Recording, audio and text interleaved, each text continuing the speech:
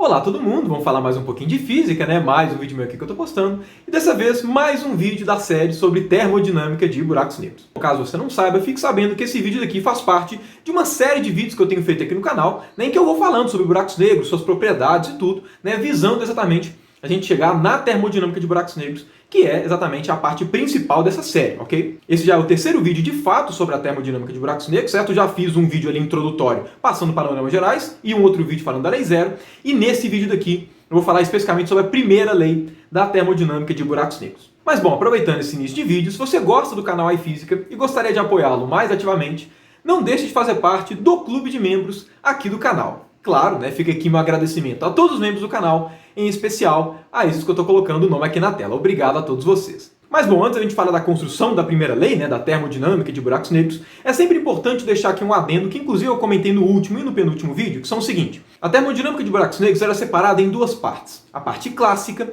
e a parte semiclássica, que é a parte que envolve mecânica quântica. A parte clássica consiste em, se eu pego a relatividade geral e aplico ao contexto dos buracos negros, quais propriedades a gente descobre que os buracos negros têm que obedecer? Quando você faz isso, você obtém algumas leis que os buracos negros obedecem, né, utilizando a relatividade geral. Essas leis, né, elas, quando você formula elas bonitinhas, você percebe que elas têm a mesma estrutura, a mesma cara do que as leis da termodinâmica, certo? E por conta disso, são chamadas as leis da termodinâmica de buracos negros, né, consistindo de uma lei 0, uma lei 1, uma lei 2 e uma lei 3. Nessa parte que só envolve relatividade geral, que é o que a gente chama da parte clássica, as leis da termodinâmica de buracos negros, elas não têm uma interpretação termodinâmica. Elas possuem somente uma estrutura termodinâmica, certo? O enunciado é igual ao enunciado da termodinâmica.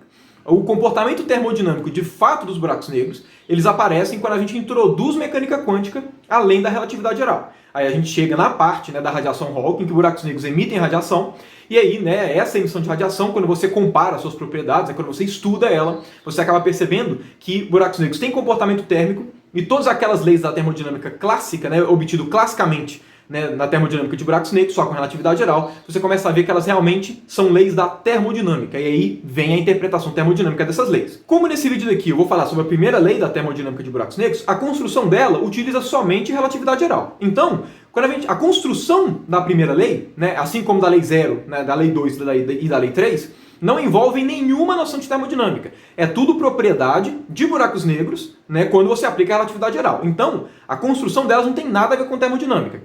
O comportamento termodinâmico dos buracos negros vai aparecer somente depois, certo? Quando a gente for falar de radiação Hawking e tudo. Porém, como a lei 0, lei 1, lei 2 e lei 3, elas são obtidas somente com relatividade geral, é importante que a gente saiba de onde elas vêm.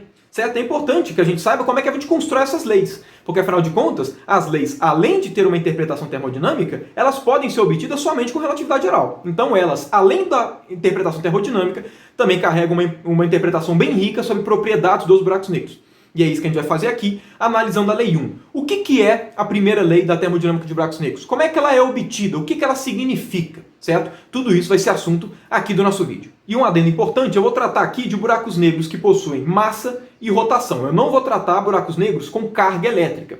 Por quê? Porque toda vez que existe carga elétrica, existem campos eletromagnéticos.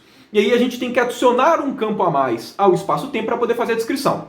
Não tem nenhum problema com isso. Tudo que eu vou falar agora daria para ser feito também utilizando, né, carga elétrica, ia ter um termo a mais. Okay? Só que a minha ideia com essa série é mostrar a termodinâmica de buracos negros, né, somente com aspectos que envolvam somente a relatividade, certo? Sem inserir nenhum campo a mais que não seja o gravitacional para a gente poder trabalhar. Mas bom, como não deve ser surpresa para ninguém, a primeira lei da termodinâmica de buracos negros, assim como a primeira lei da termodinâmica, envolve uma relação de conservação de energia. Então, antes da gente construir de fato a primeira lei, a primeira coisa que a gente tem que pensar é o seguinte: faz sentido a gente pensar, né, que deve existir alguma conservação de energia associada a buracos negros? Até porque é extremamente importante e benéfico na física, né? Antes da gente começar a fazer um monte de descrição matemática, querer descrever formalmente qualquer coisa, é sempre importante a gente divagar um pouquinho sobre o que a gente está querendo mostrar, né? Divagar um pouquinho antes, para ter uma ideia do que a gente vislumbra encontrar. Faz sentido essas ideias? Certo? Isso enriquece muito a discussão. Quando a gente divaga um pouquinho sobre os buracos negros, a gente percebe que, na verdade, faz muito sentido sim existir alguma relação de conservação de energia. Pelo seguinte, vamos lá, vamos começar pelo mais básico. Um buraco negro, como eu comentei, ele é definido pela sua massa e pelo seu momento angular, certo? Que está associado à sua quantidade de rotação. Vamos lá, acompanha comigo. A gente já sabe da própria relatividade que massa e energia, que existe uma equivalência entre massa e energia. certo? A massa de um corpo pode ser, né, uma informação a respeito da energia que ele contém. Então, se buracos negros têm massa, naturalmente a gente já tem uma quantidade que tem a ver com energia no nosso buraco negro. Além disso, né, o buraco negro ele pode rodar. Como você deve se lembrar das suas aulinhas de mecânica, tudo que roda, a rotação, que é um tipo de movimento, carrega energia também. Então, um buraco negro que é definido em termos de massa e da sua rotação, essas duas grandezas que definem o buraco negro, elas podem ser vistas como forma de se medir a energia do nosso sistema, e na prática faz muito sentido. Não somente isso, mas imagina que tem lá no espaço um buraco negro, né, na boa, na dele, tem lá sua massa, tem sua quantidade de rotação e tá na boa, tá tranquilão ali no espaço. Se a gente pega um objeto qualquer e joga no buraco negro, vocês devem concordar comigo que a massa do buraco negro vai aumentar. Não somente isso, mas dependendo de como eu jogar esse objeto no buraco negro, se eu jogo ele mais perto da beirada ou não, né, dependendo de como você joga o corpo no buraco negro, você pode fazer com que a velocidade dele de rotação aumente ou diminua, certo? E isso é bem simples de se perceber, principalmente quando a gente tem corpos cotidianos. Imagina uma bola, certo? Se você chuta uma bola, né, exatamente no meio dela, ela vai andar tranquilona. Mas se você chuta a bola um pouco mais numa lateral ou mais na outra, você induz a bola a rotacionar. Então, através dessa nossa análise bem simples, a gente já começa a vislumbrar que, de fato, faz sentido existir uma conservação de energia para os buracos negros, né? Pelo menos de um ponto de vista qualitativo. Por quê? Porque os buracos negros têm massa e rotação. E essas duas grandezas, elas estão relacionadas com energia. E eu posso variar essas grandezas do buraco negro, certo? Jogando um corpo nele, por exemplo, surge naturalmente uma ideia de conservação de energia. Porque o que uma relação de conservação de energia te diz? Ela te diz como é que variações de uma quantidade de energia afeta a outra, certo? Então é isso que a gente vai buscar construir, né, formalmente aqui nesse nosso vídeo, certo? Como é que é construída a primeira lei da termodinâmica de buracos negros? Como é que a gente busca, formalmente falando, né, do ponto de vista técnico, uma lei de conservação, né, exatamente para buracos negros envolvendo a relatividade geral? Para fazer isso, a gente utiliza um conceito extremamente importante na física e muito bem conhecido, que é o conceito de simetrias. Uma simetria de um sistema nada mais é do que um tipo de transformação que você pode fazer nele que ele continua do mesmo jeito. Então, por exemplo, pega uma esfera qualquer, ok? Uma esfera perfeita.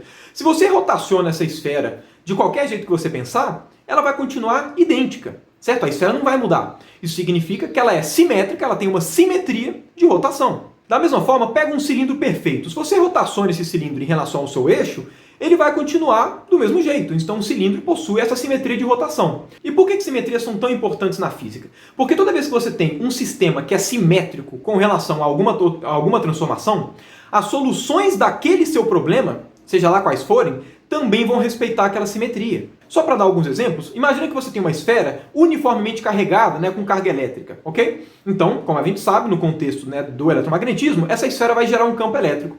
Agora, olha só, a esfera, ela não tem essa simetria de rotação. De qualquer jeito que você rotaciona a esfera, ela não vai permanecer do mesmo jeito. Isso significa que, se você for obter o campo elétrico dessa sua esfera, gerado por essa sua esfera uniformemente carregada, que tem essa simetria de rotação, esse campo também vai ter que obedecer essa simetria de rotação. Por isso que o campo elétrico de uma esfera uniformemente carregado é um campo desse jeito que eu estou colocando, certo? Ele é todo radial, para fora da esfera, ou para dentro, né, dependendo da carga elétrica. Porque esse é o único campo elétrico que, se você rotaciona da mesma forma que você rotaciona a esfera, ele permanece igual. Então as simetrias facilitam muito a análise do nosso problema. E obviamente a mesma coisa acontece na relatividade geral. Qual que é o nosso objetivo principal da relatividade geral? É determinar, né, como é que é a geometria do espaço-tempo dado uma certa configuração de matéria distribuída no espaço, certo? De matéria e energia. Se essa distribuição de matéria e energia possui uma certa simetria, o seu campo gravitacional que você quer determinar também possui essa simetria, certo? Então percebam que, inicialmente, tratar simetrias na física é extremamente importante porque, primeiro, ela carrega informações intrínsecas ao seu problema e, segundo, porque você sabe que as soluções do seu problema têm que seguir a simetria do corpo que gera o que você quer calcular. Logo, você consegue encontrar soluções com muito mais facilidade, certo? As simetrias facilitam enormemente na física. Além dessas vantagens que eu citei, a simetria tem uma vantagem maravilhosa na física que, para você, né, que já estudou mecânica analítica, deve saber. Existe um teorema na mecânica analítica que chama Teorema de Noether. Esse teorema te fala que para cada simetria existente no seu sistema, vai existir uma lei de conservação. Então toda vez que você tiver um objeto qualquer que ele possui alguma simetria, certo? Toda vez que ele possui alguma simetria, você sabe que necessariamente existe alguma quantidade física que é conservada só pelo fato daquela simetria existir. Apesar desse teorema ser válido na mecânica analítica, ele possui um análogo na relatividade geral. Existe um objeto na relatividade geral que a gente dá o nome de vetor de Killing. A informação que esse vetor te passa é quais são as direções no espaço-tempo em que a métrica não varia. Porque, relembrando, se o nosso objetivo na relatividade geral é obter informações da métrica, as simetrias que são relevantes para a gente na relatividade geral são simetrias da métrica. Afinal de contas, vamos recapitular tudo que eu falei ao longo dessa série. Como é que a gente descreve um buraco negro? Pela geometria do espaço-tempo que ele gera, pela curvatura no espaço-tempo. E quem é que tem informação dessa curvatura? É a métrica. Então, toda vez que você estiver na relatividade geral e você quiser buscar simetrias da métrica, você sempre vai procurar por esses vetores de Killing. Só para dar um exemplo do que seria isso, né? Uma direção em que a métrica não varia, vamos pegar o caso de métricas estacionárias. Eu já comentei ao longo dos vídeos dessa série que uma métrica estacionária é uma métrica que não varia mais no tempo. Então, você pode deixar o tempo rolar à vontade, que o seu espaço-tempo vai continuar sempre com a mesma curvatura, vai ficar sempre idêntico com a mesma métrica, ele está estável. Se a métrica do espaço não varia com o tempo, significa que a direção a favor do tempo é um vetor de Killing. Porque lembrando, como o nosso espaço ele é quadridimensional, certo? 3 coordenadas espaciais e uma temporal, também vão existir vetores que apontam na direção do tempo. O que significa o vetor que aponta na direção do tempo ser um vetor de Killing? Significa que se você andar na direção desse vetor, ou seja, a favor do tempo, certo? Você andar no tempo, quer deixar o tempo passar, você vai ter uma simetria, a sua métrica não varia. Então acho que deu para pegar mais ou menos a ideia, né? Mas não se preocupem, se não ficou tão claro, eu vou voltar a dar o exemplo aqui, né, com o buraco negro no caso. Mas bom, assim como existe o teorema de Noether na mecânica analítica, existe um análogo para a relatividade geral. Existe um resultado até bem simples de ser mostrado, que toda vez que você encontra um vetor de Killing no seu espaço-tempo, certo? Toda vez que você consegue encontrar um vetor de Killing, que te fala as direções em que a métrica não varia, ou seja, são os vetores que indicam isometrias,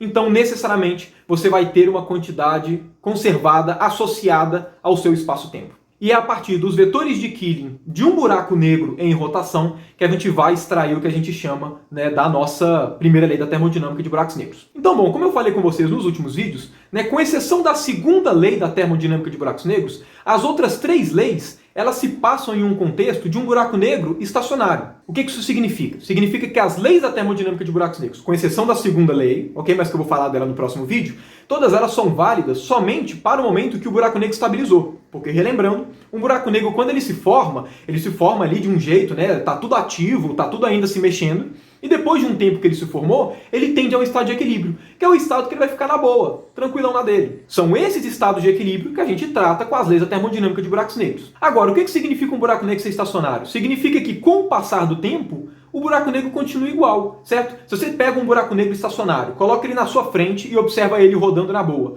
você vai ver que o espaço-tempo, a métrica, a deformação do espaço-tempo, ela permanece igual, independente se você olha agora, daqui 1 hora, daqui 2 horas, daqui 15 horas. Isso significa que o buraco negro possui uma simetria, porque a métrica não varia ao longo do tempo. O que isso significa? Significa que existe um vetor de Killing para o nosso buraco negro. E que vetor de Killing é esse? É o vetor de Killing que aponta na direção do tempo. Certo? Por quê? Porque se você caminha na direção do tempo, que significa deixar o tempo passar, a sua métrica permanece a mesma, ok? Para esse vetor de Killing, que a gente chama do vetor de Killing temporal, a gente dá esse nomezinho daqui, certo? Só para que você saiba quando ele for aparecendo ao longo desse vídeo. Mas além desse vetor de Killing, o buraco negro ainda possui outros 2, certo? Que a gente vai discutir, porque todos eles se relacionam ali na nossa primeira lei da termodinâmica de buracos negros. Quando você analisa um espaço-tempo, né, na presença de um buraco negro em rotação, o que você percebe é que o espaço-tempo também possui uma simetria de rotação em relação ao mesmo eixo que o buraco negro rotaciona. Ou seja, imagina que o buraco negro rotaciona em relação a esse eixo na vertical, certo? Rotaciona desse jeito. Se eu pego o meu espaço-tempo e rotaciono nessa direção, ele continua idêntico. Ele também não modifica, ou seja, existe uma simetria. Se existe uma simetria da métrica, então existe um vetor de Killing. Que vetor de Killing vai ser esse? Vai ser um vetor que aponta exatamente na direção desse movimento angular, certo? Se a gente define uma coordenada φ para ser a coordenada, né, no caso de rotação, né, estilo coordenadas polares, o vetor na direção φ vai ser um vetor de Killing, certo? Por quê? Porque se você anda a favor desse vetor, certo? Que é o vetor exatamente para rotacionar em torno do buraco negro, a sua métrica não varia. Para esse vetor de Killing, que te passa a informação, né, de simetria de rotação em relação ao eixo do buraco negro, a gente dá esse nomezinho daqui, ok? Agora, além desses 2 vetores de Killing, também possui um outro que é menos fácil de ser visto. Existe um teorema que foi demonstrado pelo Hawking que te fala que toda vez que você tem um buraco negro e ele estabiliza, certo? Ou seja, ele passa a entrar em um regime estacionário, necessariamente o vetor ortogonal ao horizonte de eventos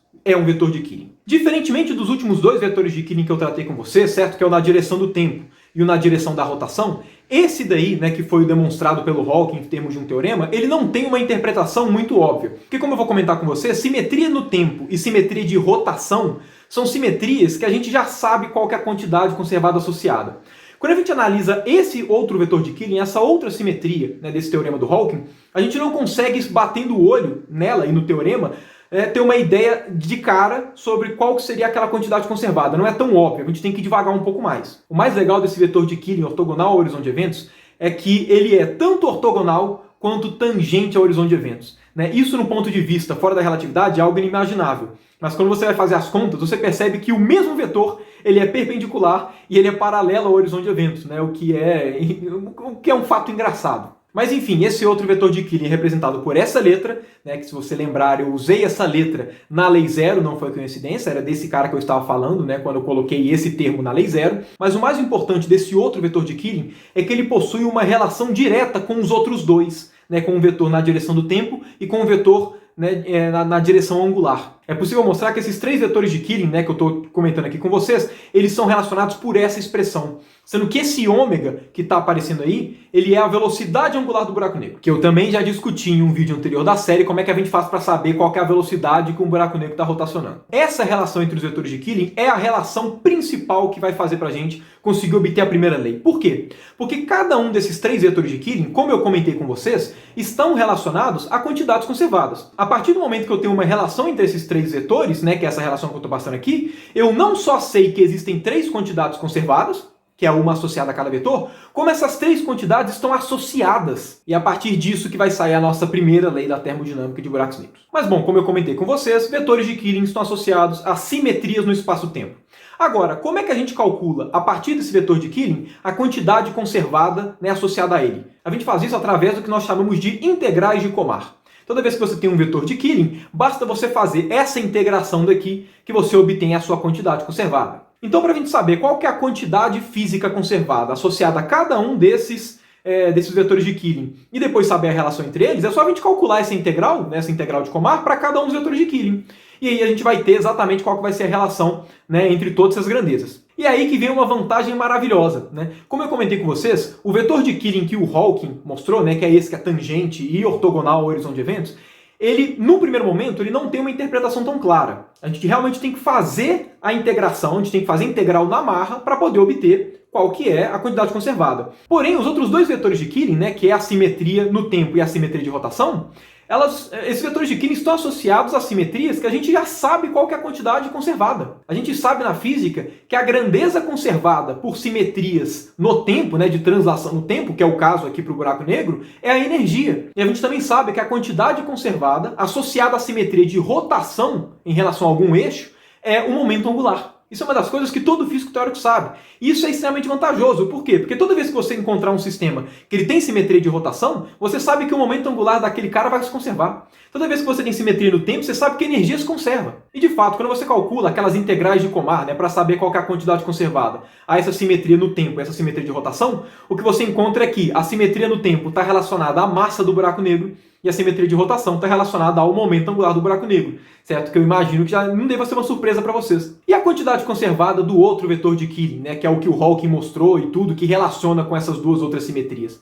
Quando você calcula na mão, olha só que interessante, você obtém que a quantidade conservada do buraco negro é a área. Ou seja, a partir do momento que um buraco negro estabiliza, ele não pode nem aumentar nem diminuir o seu tamanho. Ou seja, um buraco negro só pode variar o seu tamanho se ele estiver passando por um regime não estacionário. Se ele tiver um regime estacionário, certo? Um regime de estabilidade, necessariamente a área dele vai continuar igual. E bom, resolvendo as integrais dessa expressão e reajeitando os termos, o que a gente obtém é essa expressão daqui. Porém, ela ainda não é exatamente a primeira lei da termodinâmica de buracos negros. Por quê?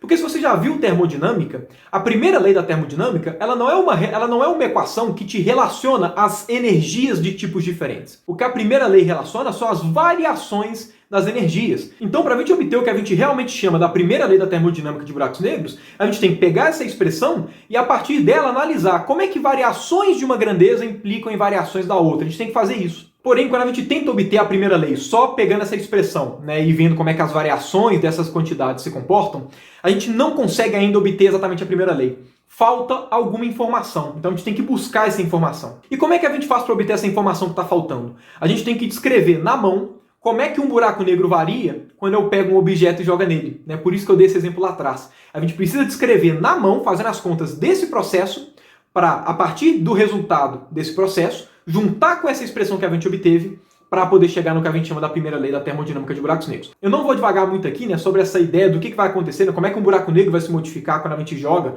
um corpo lá dentro, porque isso é muito mais matemático do que físico. Né? Na verdade, a física é só essa, como um buraco negro se comporta quando a gente joga uma coisa lá dentro. O que complica são as contas. Pra vocês terem uma ideia, para você obter essa relação, você vai fazendo conta, enfim. As contas não acabam, vai ficando uma conta gigantesca para no final você obter essa relação daqui. Quando você junta a relação que a gente tinha obtido com essa relação que a gente obteve, né, com essa informação que a gente obteve, né, descrevendo como é que o buraco negro se comporta quando a gente joga alguma coisa nele, nós chegamos, olha só, nessa expressão que é exatamente o que nós chamamos da primeira lei da termodinâmica de buracos negros. Ela está falando como variações da massa, né, que é uma quantidade relacionada à energia do buraco negro, está relacionado a variações do momento angular, que diz respeito à rotação de um buraco negro, mas perceba também que aparece variações da área do buraco negro. Mas aí vem um ponto ainda mais legal do que esse. Como eu comentei com vocês, tanto massa quanto rotação do buraco negro tem a ver com energia. Se a gente for escrever a primeira lei da termodinâmica de fato, ela tem essa estrutura, ok? Ela tem sempre a mesma estrutura, que é variações de energia é igual a esse termo aqui do meio, que é temperatura vezes variação da entropia, né? E ainda tem mais esses trabalhos de outra natureza. Como assim trabalhos de outra natureza? Se o seu sistema for magnético, você pode ter trabalho relacionado a campo magnético. Se o seu sistema puder variar de volume, ele pode ter trabalho relacionado ao volume. Se o seu problema tiver trabalho relacionado à difusão, certo? De equilíbrio químico, vai ter um termo relacionado a isso e por aí vai. Mas o mais importante é que, independente do seu sistema termodinâmico, a primeira lei sempre vai ter dois termos, que é variação de energia e também esse, temperatura vezes variação da entropia. Sempre vai ter. Quando a gente analisa a expressão que a gente chegou no buraco negro, perceba que esse termo relacionado à rotação do buraco negro só existe porque o buraco negro está em rotação. A gente poderia estar analisando buracos negros que não têm rotação. Então significa que se o buraco negro não tem rotação, não teria esse termo. Da mesma forma, se o buraco negro tivesse carga, a gente chegaria numa primeira lei com um termo a mais, relacionado ao trabalho, né, à energia, né, ali da configuração eletromagnética. Porém, perceba que, independente do seu buraco negro, esse termo, kappa vezes variação da área, sempre está presente. Além disso, olha só que interessante, esse termo kappa que está aparecendo na primeira lei da termodinâmica de buracos negros, eu não discuti com vocês na lei zero que ele é uma grandeza que se mantém constante nos estados de equilíbrio de um buraco negro, e que eu comentei com vocês que a gente vai ver que ele é o análogo à temperatura de um buraco negro. Então olha só que maravilha, o termo temperatura vezes variação da entropia sempre aparece na lei da termodinâmica. E esse termo kappa vezes variação da área também sempre aparece em qualquer tipo de buraco negro que você estiver tratando, a partir do momento que ele é estacionário. Além disso, o kappa é a grandeza análoga à temperatura de um buraco negro, ou seja, esse termo kappa vezes variação da área está fazendo o papel da temperatura vezes variação da entropia da termodinâmica. A partir disso, qual que é a relação que a gente obtém? Que muito provavelmente vai existir alguma relação entre a área do buraco negro e a entropia que ele carrega. Olha só que coisa rica! Será que existe de fato alguma relação entre a área do buraco negro e uma descrição semelhante à da entropia? Imagino que você já saiba a resposta, mas eu não vou responder aqui, né? Vou deixar para responder no próximo vídeo aqui da série, que vai ser abordando sobre a segunda lei da termodinâmica, a lei que de fato fala sobre a entropia de um sistema termodinâmico. Mas bom, era basicamente isso que eu queria falar aqui nesse vídeo. Se você gostou, não deixe de dar o seu gostei, certo? Se inscreva no canal e não deixe de ativar o sininho para sempre receber as notificações dos próximos vídeos. No mais, deixe seu comentário aqui, gostou do vídeo, tá gostando dessa série de termodinâmica de buracos negros, já viu os vídeos todos, enfim, né, use aqui seus comentários a seu favor, coloque as suas impressões e tudo para que eu saiba, né, quais são, enfim, o que você pensa a respeito de toda essa série, em particular desse vídeo. No mais, obrigado a todos vocês que ficaram até aqui e até o próximo vídeo.